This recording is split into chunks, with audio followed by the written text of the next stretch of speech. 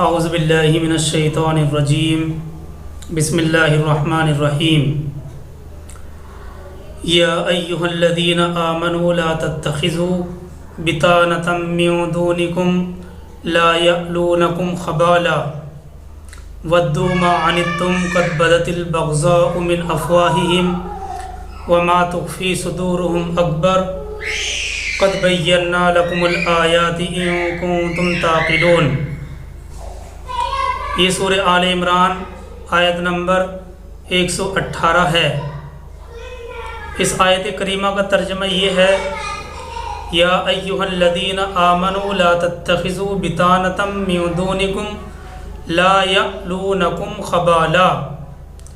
اے ایمان والو، نہ بناؤ کسی کو رازدار اپنوں کے سوا۔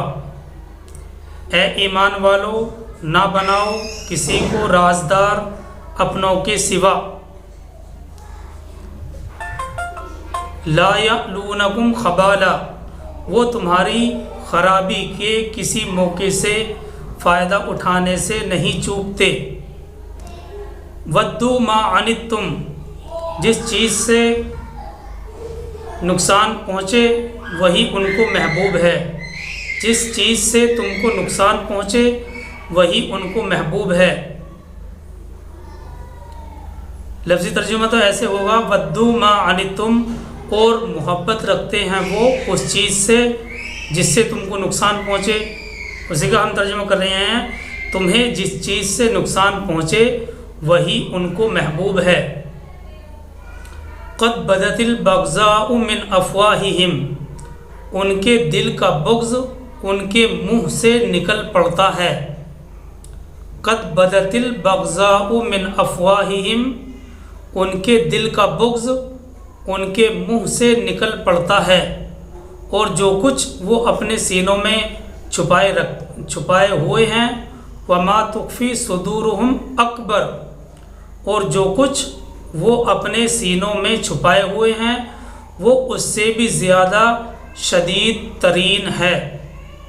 قد بینا لکم الآیات ان کنتم تعقلون، ہم نے تمہیں صاف صاف ہدایت دے دی ہے اگر تم عقل رکھتے ہو۔ آیت کریمہ کا ترجمہ یہ ہے، اے ایمان والو، نہ بناؤ کسی کو رازدار اپنوں کے سوا۔ وہ تمہاری خرابی کے کسی موقع سے فائدہ اٹھانے میں نہیں چوکتے۔ جس چیز سے تمہیں نقصان پہنچے وہی ان کو محبوب ہے۔ ان کے دل کا بغض ان کے منہ سے نکل پڑتا ہے، اور جو کچھ ان کے سینوں میں ہے، اور جو کچھ وہ اپنے سینوں میں چھپائے ہوئے ہیں وہ اس سے بھی زیادہ شدید ترین ہے۔ ہم نے تمہیں صاف صاف ہدایت دے دی ہے اگر تم عقل رکھتے ہو۔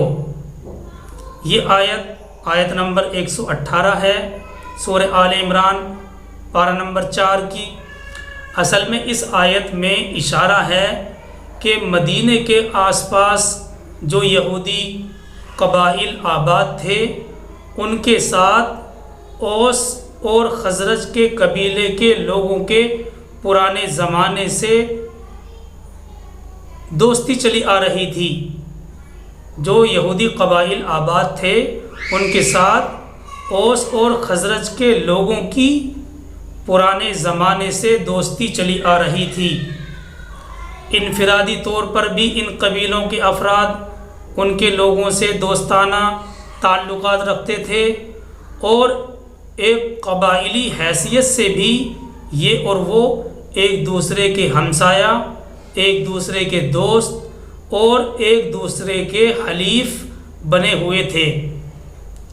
جو مدینے کے آس پاس یہودی قبائل آباد تھے، ان کے ساتھ اوس اور خزرج کے لوگوں کی پرانے زمانے سے ہی، یعنی اسلام لانے سے پہلے ہی ان کی دوستی چلی آ رہی تھی، انفرادی طور پر بھی اور قبائلی حیثیت سے بھی۔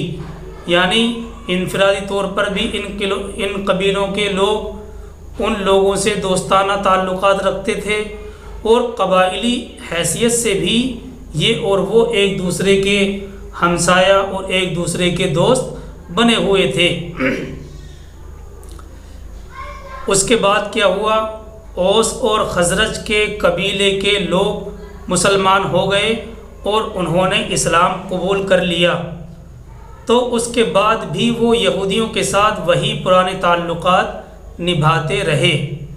اوس اور خزرج کے لوگ اپنے پچھلے یہودی دوستوں سے اسی محبت اور خلوص کے ساتھ ملتے رہے جو وہ اسلام سے پہلے دوستانہ رویہ رکھتے تھے، لیکن یہود کو نبی صلی اللہ علیہ وسلم اور آپ کے مشن سے جو دشمنی ہو گئی تھی، اس کی بنا پر وہ کسی ایسے شخص سے محبت رکھنے کے لیے تیار نہیں تھے جو نبی صلی اللہ علیہ وسلم کی اس تحریک میں شامل ہو گیا ہو، یعنی اس نے اسلام قبول کر لیا ہو۔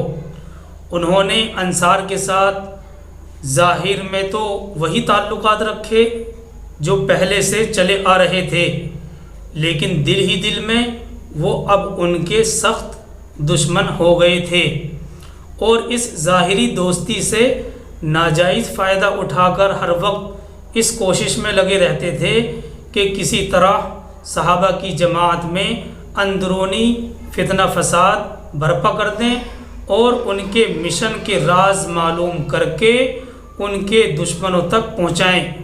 اللہ سبحانہ و تعالی ان کی اس منافقانہ روش سے مسلمانوں کو محتاط رہنے کی ہدایت فرما رہا ہے کہ اے ایمان والو، اپنے سوا کسی کو رازدار نہ بناؤ۔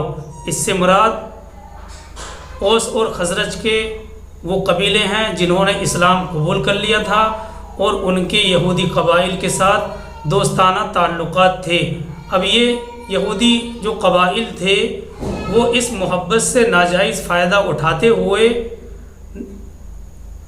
ہر وقت یہ اس کوشش میں لگے رہتے تھے کہ بس کسی طرح سے صحابہ کی جماعت میں اندرونی فتنہ فساد برپا کر دیں اور ان کے مشن کے راز معلوم کر کے ان کے دشمنوں تک پہنچا دیں۔ اس آیت میں اللہ سبحانہ و تعالی ان کی اسی منافقانہ روش سے، منافقانہ رویے سے ایمان والوں کو، صحابہ اکرام کی جماعت کو محتاط رہنے کی ہدایت فرما رہے ہیں۔ اس کی مزید وضاحت سورہ آل عمران آیت نمبر 28 میں بھی گزر چکی ہے، مزید وضاحت کرنے کی ضرورت نہیں ہے۔ اسی چیز کی طرف اللہ تعالیٰ اشارہ فرماتے ہیں، یا ایھا الذین آمنوا لا تتخذوا بطانة من دونکم لا یألونکم خبالا ودوا ما عنتم قد بدت البغضاء من افواہہم وما تخفی صدورہم اکبر قد بینا لکم الآیات ان کنتم تعقلون۔ اے ایمان والو، نہ بناؤ کسی کو رازدار اپنوں کے سوا، وہ تمہاری خرابی کے کسی موقع سے فائدہ اٹھانے سے نہیں چوکتے۔ تمہیں جس چیز سے نقصان پہنچے وہی ان کو محبوب ہے، وہی ان کو پسند ہے۔ ان کے دل کا بغض ان کے منہ سے نکل پڑتا ہے، اور جو کچھ وہ اپنے سینوں میں چھپائے ہوئے ہیں وہ اس سے بھی زیادہ شدید ترین ہے۔ ہم نے تمہیں صاف صاف ہدایت دے دی ہے اگر تم عقل رکھتے ہو۔ آگے چلتے ہیں آیت نمبر 119 کی طرف۔ اللہ تعالیٰ فرماتے ہیں، ہا انتم ہؤلاء تحبونہم ولا یحبونکم وتؤمنون بالکتاب کلہ وَإِذَا لَقُوكُمْ قَالُوا آمَنَّا وَإِذَا خَلَوْا عَزُّوا عَلَيْكُمُ الْأَنَامِنَ مِنَ الْغَيْظِ قُلْ مُؤْتُوا بِغَيْظِكُمْ إِنَّ اللَّهَ عَلِيمٌ بِذَاتِ الصُّدُورِ۔ ہا انتم ہؤلاء تحبونہم، اللہ تعالیٰ فرماتے ہیں آیت نمبر 119 کا ترجمہ یہ ہے، سن لو لوگو، تم ان کے دوست ہو، ولا یحبونکم، اور وہ تمہارے دوست نہیں ہیں۔ انہی باتوں کی طرف اشارہ کرتے ہوئے اللہ تعالیٰ فرماتے ہیں، سن لو لوگو، تم ان کے دوست ہو اور وہ تمہارے دوست نہیں، اور تم سب کتابوں پر ایمان رکھتے ہو، وتؤمنون بالکتاب کلی، اور تم سب کتابوں پر ایمان رکھتے ہو، اور وہ جب تم سے ملتے ہیں وَإِذَا لَقُوكُمْ قَالُوا آمَنَّا، اور جب وہ تم سے ملتے ہیں کہتے ہیں ہم مومن ہیں، ہم ایمان لے آئے۔ وَإِذَا خَلَوْا، اور جب تنہا ہوتے ہیں عَزُّوا عَلَيْكُمُ الْأَنَامِنَ مِنَ الْغَيْظِ، اور جب اکیلے ہوتے ہیں تو کاٹ کاٹ کھاتے ہیں تم پر انگلیاں غصے سے، یعنی اپنی اتنا غصہ ہوتا ہے ان کے اندر، دلوں کے اندر، کہ اپنی انگلیوں کے پوروں کو دانتوں سے کاٹتے ہیں تمہارے اوپر غصے کی وجہ سے۔ اور جب اکیلے ہوتے ہیں تو کاٹ کھاتے ہیں تم پر انگلیاں غصے سے۔ قُلْ مُوتُوا بِغَيْظِكُمْ، اے نبی صلی اللہ علیہ وسلم آپ فرما دیجئے، کہہ دیجئے مرو تم اپنے غصے میں، اللہ خوب جانتا ہے دلوں کی باتیں۔ مطلب یہ ہے کہ یہ عجیب ماجرا ہے، شکایت بجائے اس کے کہ تمہیں ان سے ہوتی، الٹا ان کو تم سے ہے۔ تم تو قرآن کے ساتھ صحابہ اکرام کو مخاطب کر کے ہیں کہ تم تو قرآن کے ساتھ، اور اس میں تمام مومنین بھی شامل ہیں۔ دیکھیے قرآن کریم کے جو الفاظ ہوتے ہیں وہ معنی کے اعتبار سے تو، شان نزول کے اعتبار سے تو خاص ہوتے ہیں، لیکن اپنے الفاظ کی عمومیت کے اعتبار سے عام ہوتے ہیں، اس لیے تمام مومنین اس کے اندر شامل ہیں، اور قرآن کریم کے جتنے بھی احکامات ہوتے ہیں وہ عام ہوتے ہیں۔ تو بہرحال مطلب یہ ہے کہ یہ عجیب ماجرا ہے کہ شکایت بجائے اس کے کہ تمہیں ان سے ہوتی، الٹا انہیں تم سے ہے۔ وجہ اس کی کیا ہے؟ تم تو قرآن کے ساتھ توریت پر بھی ایمان رکھتے ہو، اس لیے ان کو تم سے شکایت ہونے کی کوئی معقول وجہ نہیں ہو سکتی۔ لیکن اگر شکایت ہو سکتی تھی تو تمہیں ان سے ہو سکتی تھی، کیونکہ وہ قرآن کو نہیں مانتے اور تم توریت کو مانتے ہو۔ تو اسی کی طرف اشارہ کرتے ہیں اللہ تعالیٰ، ہا انتم اولائی تحبونہم، سن لو لوگو تم ان کے دوست ہو اور وہ تمہارے دوست نہیں، اور تم سب کتابوں پر ایمان رکھتے ہو، اور وہ جب تم سے ملتے ہیں کہتے ہیں ہم مومن ہیں، ہم ایمان لے آئے، اور جب اکیلے ہوتے ہیں تو کاٹ کھاتے ہیں تم پر انگلیاں غصے سے۔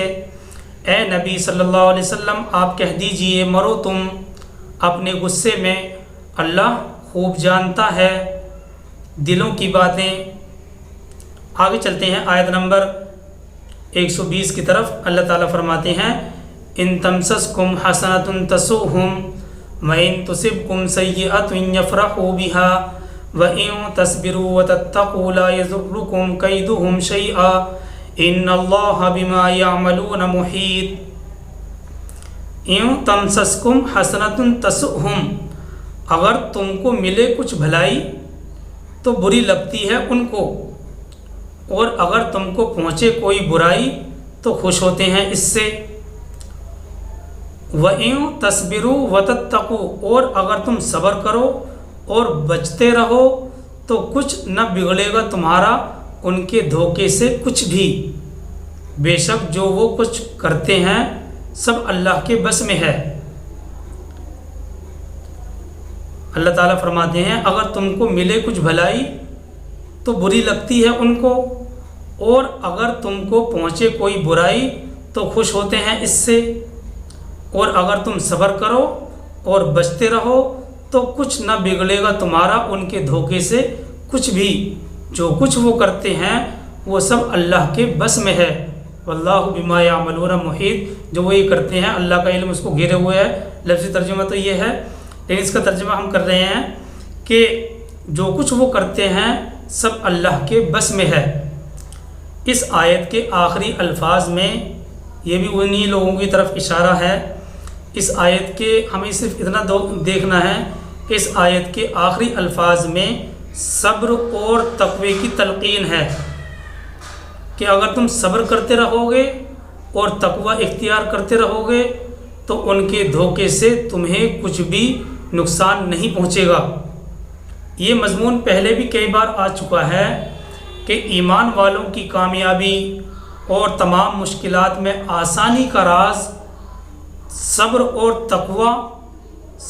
اور تقوی دو صفتوں میں چھپا ہوا ہے۔ ایمان والوں کی کامیابی اور تمام مشکلات میں آسانی کا راز صبر اور تقوی کی دو صفتوں میں چھپا ہوا ہے۔ قرآن کریم نے ایمان والوں کو ہر قسم کی مصیبتوں اور پریشانیوں سے محفوظ رہنے کے لیے صبر اور تقوی کو صرف اسی آیت میں نہیں بلکہ دوسری آیات میں بھی ایک اثر کرنے والے علاج کی حیثیت سے بیان کیا ہے کہ صبر اور تقوی یہ ایک علاج کی حیثیت رکھتا ہے۔ اس رکوع کے بعد دوسرے رکوع میں بلکہ کہا جائے تو یہ آیت نمبر 126 ہے۔ 126 میں آگے جو آیت آ رہی ہے اس میں ہے بلا ان تصبروا وتتقوا ویأتوکم من فورہم ھذا یمددکم ربکم بخمسۃ آلاف من الملائکۃ مسومین۔ ترجمہ تو جبھی ہوگا جب یہ آیت آئے گی۔ صرف یہ بتانا ہے کہ اس آیت میں بھی غیبی مدد کا وعدہ انہی دو شرطوں پر یعنی صبر اور تقوی پر موقوف رکھا گیا ہے۔ اللہ تعالیٰ کی جو غیبی مدد آتی ہے اس کا وعدہ انہی دو شرطوں پر یعنی صبر اور تقوی پر موقوف رکھا گیا ہے۔